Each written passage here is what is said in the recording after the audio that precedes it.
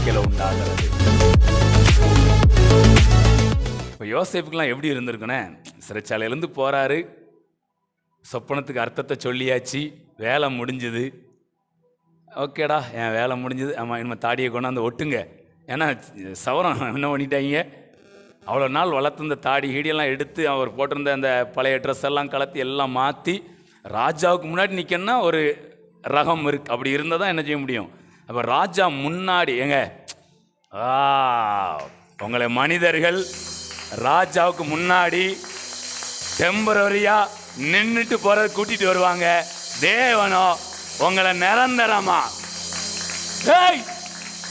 ராஜாவோடு உட்கார்ந்திருக்கிறவர்களாய் அரண்மனைக்கு வந்துட்டீங்கன்னா மறுபடி அங்கிருந்து திரும்ப சிறைச்சாலைக்கு போகாத அளவுல ஒரு மகிமை, ஒரு வல்லமை நம்மை நிரப்புகிறது. உங்களை ஆண்டவர் ஒரு இடத்துக்கு கொண்டு வந்துட்டார்னா திரும்ப பழைய நிலைமைக்கு என்ன பண்ண மாட்டீங்க, போக மாட்டீங்க.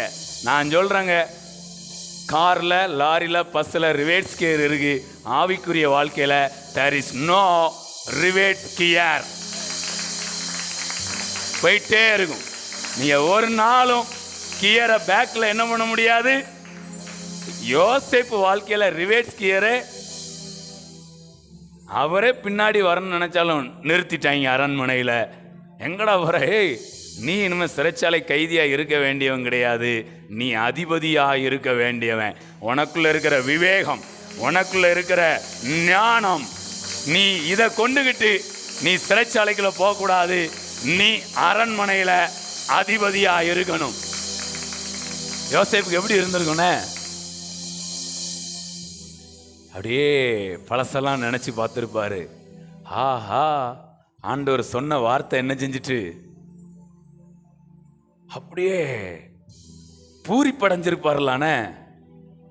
சிறைச்சாலையில் கைதியா இருந்தவர் எங்க ஒரு ஒரு 10 மினிட்ஸில் வாழ்க்கை என்னவாயிட்டு.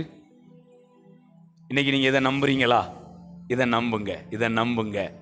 ஆண்டவர் ஒரு 30 செகண்ட்ல, ஒரு 10 செகண்ட்ல, ஒரு 10 மினிட்ஸ்ல பாருங்களேன். இதுக்கு யோசேப்பு 22 வருஷம் புடமிடப்பட்டிருக்கிறாரு பல விதங்கள்ல, சூழ்நிலைகள்ல. ஆனா ஆண்டவர் அவரை மாத்துறதுக்கு ஒரு 10 மினிட்ஸ்ல அவருடைய லைஃப் டோட்டல் சேஞ்ச்.